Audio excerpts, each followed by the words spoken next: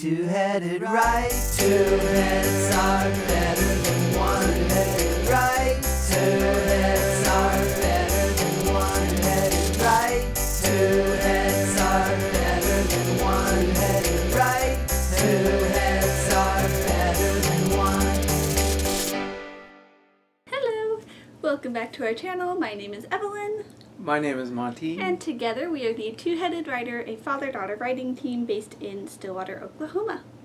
Every week we get together once a week to catch each other up on our writing progress. We are on a journey together to get published. And we're glad that you've joined us. We talk writing stuff.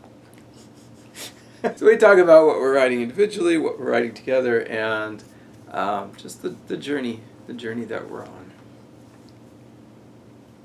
So, starting with Evalyn. Hello! You're doing Camp NaNoWriMo and you're writing 500 words a day. How's that going? Pretty good. And this is on the novel that you're working on your own. Yes.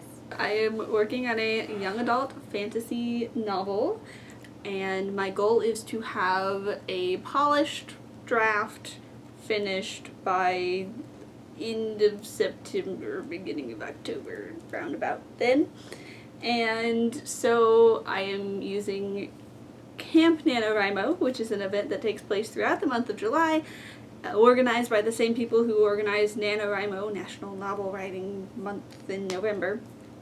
And like he said, my goal is to write 500 words a day, and so far I have done at least 500 words a day, but multiple days where I've done more than that, so I am over a day ahead. Over a day ahead. Yes. Aren't you special? Yeah. So I'm only supposed to have like 6,500 words, and I have over 7,000. Alright, so number-wise is going well. How about content-wise? So content-wise, is actually, yesterday was the first day that where I had to count like meta writing toward my 500 words. Where I was just like, okay, so this happens, and I've written that. And this happens, and I've written that. What happens between those two things? I haven't written that, but I don't know what happens. So I spent time yesterday kind of mapping out some stuff that needs to happen, and then also, okay, so if this happens, then it makes logical sense for this to happen, and this thing I've written needs to change. Like, for example, I have a scene where the characters are climbing up a cliff, and one of them kind of falls. And then they meet another character after that.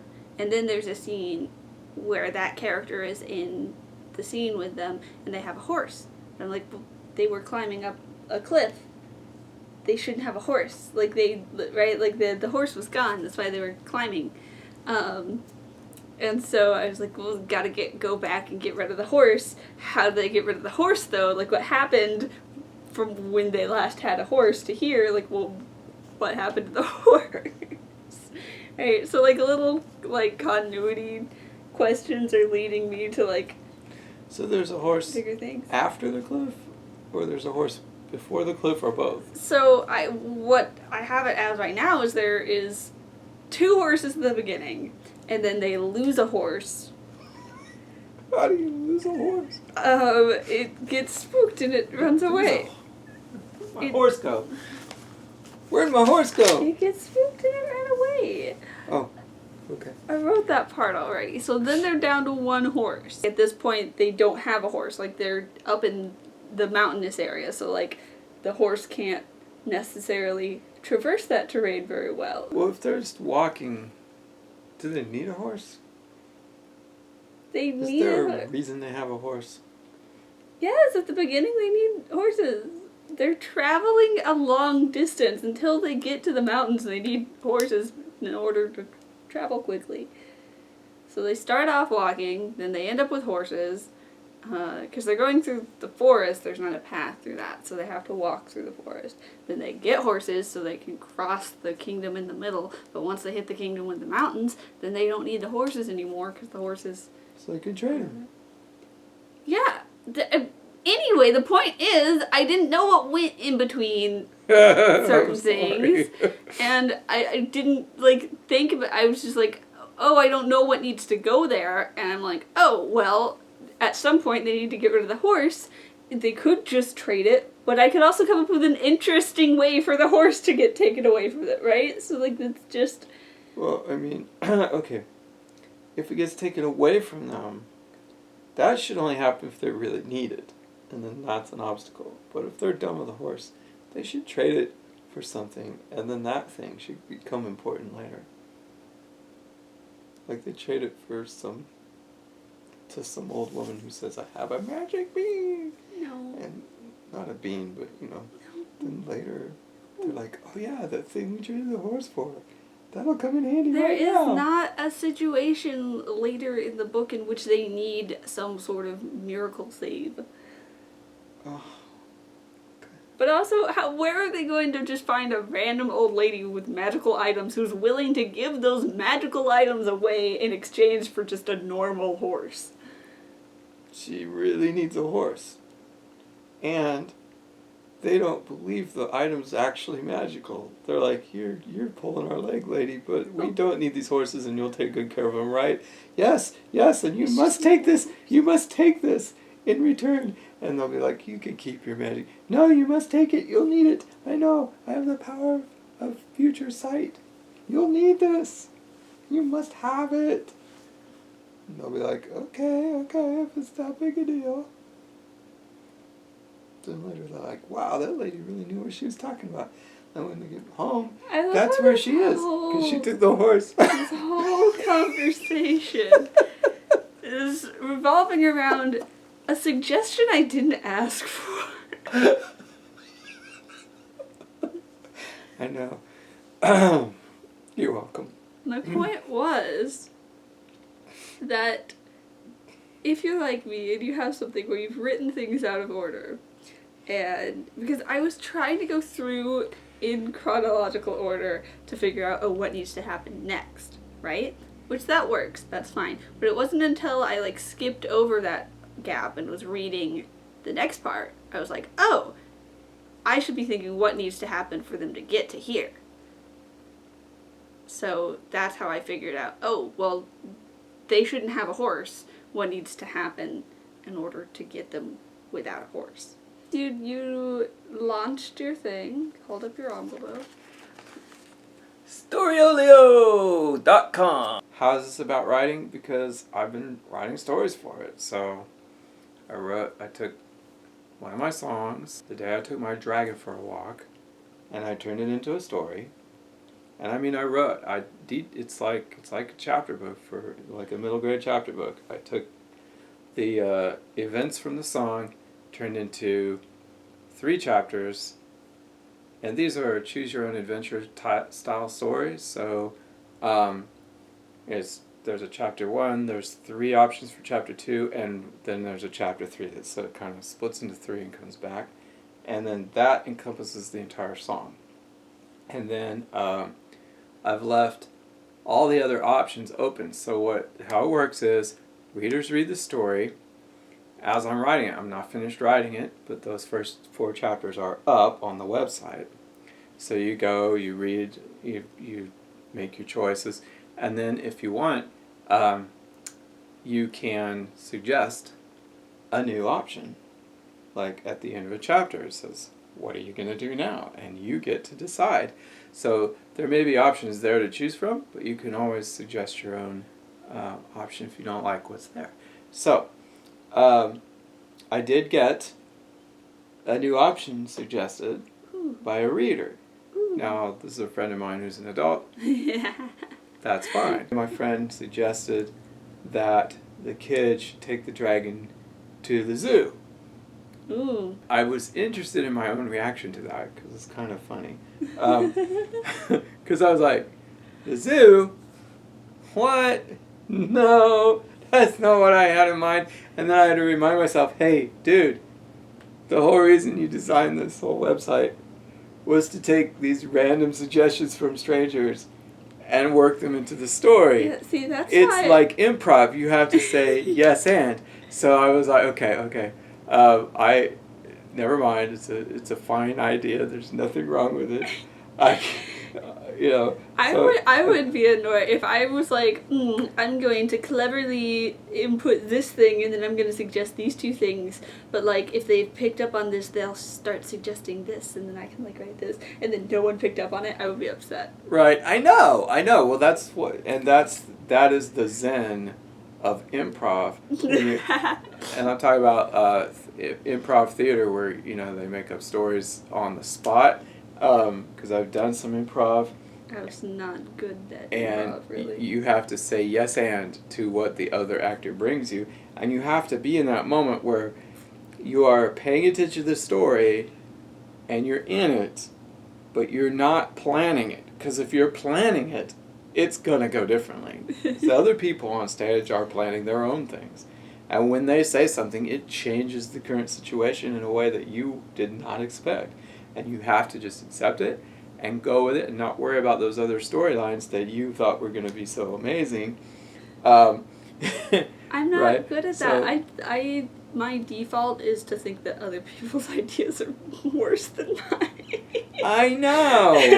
Me too. We're idea snobs, aren't we? I wrote the zoo chapter, and my friend who suggested it said that I did a good job and it was funny and entertaining. I would be tickle pink to see somebody sign up. All you have to do to sign up is your email address and make up a password, and you're in. And then you can make suggestions on stories. So go check it out, man. Storyleocom. Okay, I have a question. Mm-hmm. When are you gonna go back to Danica?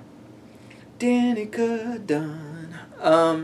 I have been meaning to open Danica and read what I had so far, every day for the past few days, and I just haven't got around to it. But it's coming soon. I'll be back into it very soon. You want to know what I spent my writing time on today? What did you spend your writing not time all on? of it, but a good chunk. Today. An idea for a novel. Not a new idea, but an idea that I have lying around that I started thinking about while I was mowing. So when I came in, I went and typed up, it's like I'm sitting there going, I know I thought about this, and the things weren't coming back to me. But then once I thought of part of it, I started writing and just ideas pouring out, and it's like a lot. There's a lot there, and what category of story does this fall under? Well, now I don't want to say that I'll be writing the next Harry Potter or the next His Dark Materials, but if you cross those two, yeah, you'll get my new novel that I'm working on now. You just committed the biggest comic book sin of all time. I know! What I meant is this a middle grade book? What genre of middle grade book is it? That sort of thing. Middle grade, science fiction, and... Does it have something to do with either a school? Yes. Or a portal? No. Okay. Talking animals? Yes. Okay. Hey! See, it's a good comp. It worked. It works for me. I have a very specific reading taste that you tailored.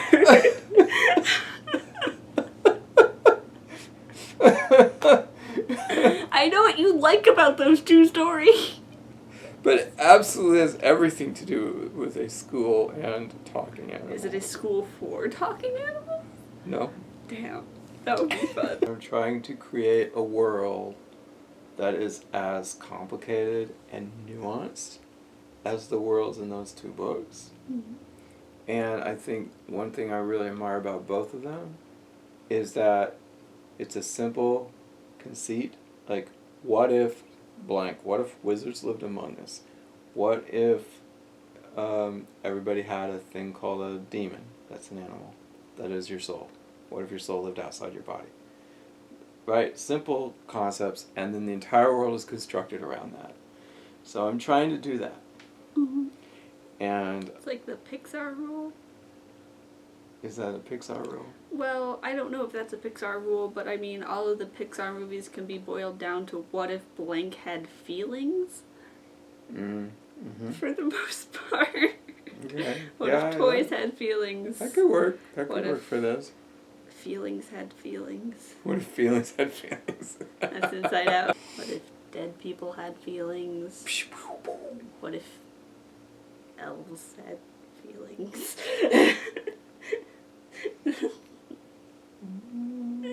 What if a pair of legs had feelings? A disembodied pair of What legs. if cars had feelings? Robots. The monster in your closet. Mm-hmm. I get The Incredibles. The Incredibles doesn't What fit if that. superheroes had feelings? Mm.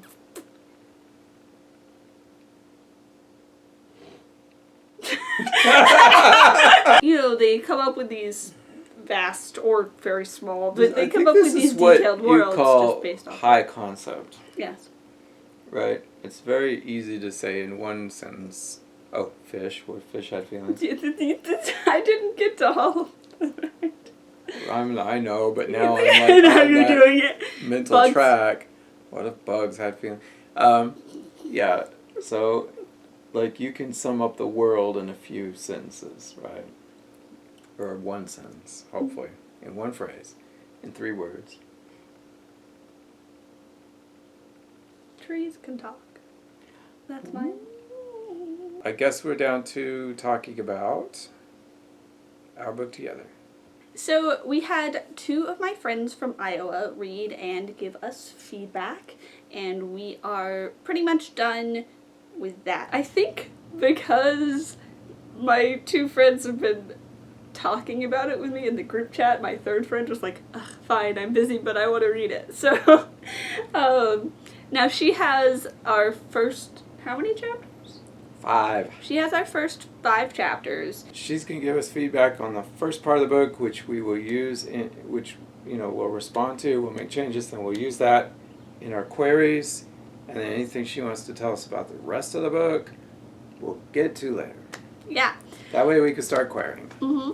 And so we have been going through, he made a database that he's now not satisfied. You're not satisfied with how the database works? Yeah, we might talk about that a little bit for anybody that's thinking about, trying to write a novel and query it and get an agent, because I think we've learned a lot in our attempts so far. Initially, when we started doing this, I was like, we got to find an agent. So I made a list of agents. We're keeping track of, which agent we sent it to and on what date and what that agent's response was and all of that. The better way to organize this is by agency, because, and this is what I didn't realize when I first started querying, was sort of how this works. So every agency has their list of agents, and almost all of them will tell you submit to one agent at a time,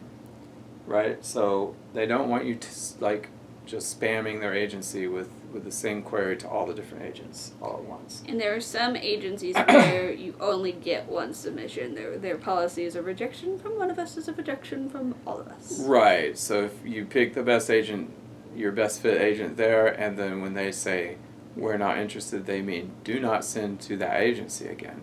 So it's really sort of the basic unit here is the agencies, not the agent, in terms of how you come up with a list. So for some agencies, we've already queried some of the agents, and for some of them we haven't, and in some cases, because we've already queried that agency, we can't query a different agent at the same agency, and in some cases we can. So we're trying to sort all of that out right now, and I think probably the best way to do it is agency by agency. Mm-hmm. And you say, okay, let's query this agency, and which agent is the best match for our story. That's the one we'll send it to. And then if it's one of those agencies where you can query a different agent next time, then we keep that in the database, and we keep the other agents we were interested in on the list, and then we go to the next agent down the next time we query. It was so difficult at first before we knew, like, how to find an agent's information to, like, even begin to find an agent's information. We kind of started by just looking in the acknowledgments of books that we liked, and then the author would say, thanks to my agent such and such, and then we just Google that person.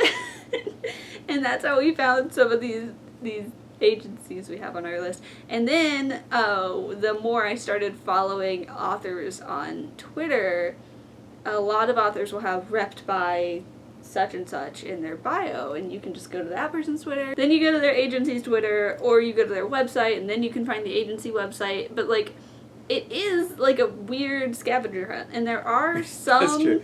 there are some websites. There's a manuscript wish list where you can find agents and also what they're looking for, but not every agent is on there. And there's also Publishers Marketplace, which is the same idea.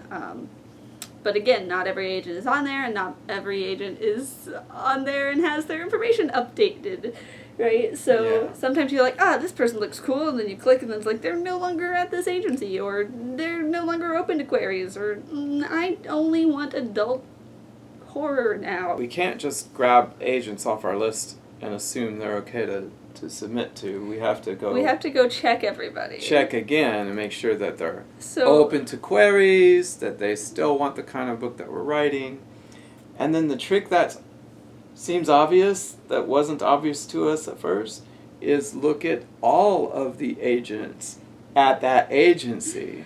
So, and then even when I hear about an agent, if they're not looking for children's, I still go look at their agency. Yes, yeah, no, that's And go read through all the agents. I find an agent on Twitter, I go to the agency, I look at them, they don't necessarily represent middle grade, I'm like, okay, well, who here does? There's usually somebody. Right. So anytime you learn about a literary agency that you didn't know about before, go to their website. They're going to have under About Us or under Our Agents, usually one of those two, just a list of their agents and what they are looking for. And if you can't find what they're looking for in their little bio, and they don't have, like, you can find my manuscript wish list here, click on their submission guidelines page, and sometimes they have the information there. Wouldn't be a weird scavenger hunt if everybody did the same way. There was one agency that I was like, this person seems cool, and then I went to the website, and the website was so hard to navigate. I was like, nope, they're probably hard to work with, and I just I didn't go find I know, Evalyn is quite willing to judge somebody based on their website. I am. And if you are expecting people to find information and follow the correct set of rules in order to submit to you, then you should make that information as easy to find as possible. If I can't navigate your website, don't expect me to submit to you. Maybe it's just because I have always grown up where websites are a thing, but I assume that there's some sort of management issue that I don't want to mess with if a company doesn't have at least a slightly functional website. You even partially chose what college to go to. Oh my gosh, yes! There were so many colleges where I was like, maybe I'll look at this program, and I couldn't find any of the information on the website, and I was like, well, I'm not going to go here. They're clearly wasting their alumni money. Like, I don't... It's 2020. The internet is a thing. So, have we given you a clue about how to go finding an agent? Next time we talk, we will probably have our agent list pretty much narrowed, figured out. Mm-hmm. And hopefully we will be able to say, we sent out some queries. Yeah. So, getting very, very close. Maybe we'll get a full request this time. If we get an agent to request our entire manuscript to read, that will be a step beyond what we've accomplished in the past. But I think our first 50 pages are so much better than last time that I think that's going to be so different, because last time we did not really make it very far into, like, why our world was different. So, like, we had it in the query letter, right? But then, like, it's not reflected on the page. What you get on the page is like, her parents died, that's sad, right? Which is like, I don't know about that. This time, it's like, yeah, her parents might be dead, but look at this weird mouse thing, right? So, just like right off the bat, Agents, we know you are looking for weird mouse things. We know that's the in-demand quality for a middle grade book. Yeah. It must have weird mouse things, and we got you covered. That is all that we have for y'all this week. If you liked this video and you want to keep following us on our writing journey, remember to click that subscribe button and also ring that bell icon so you can be notified whenever we upload a new video. And leave us a thumbs up. Thank you, Father. We will be back next week, but until then, remember, 2 heads are better than 1.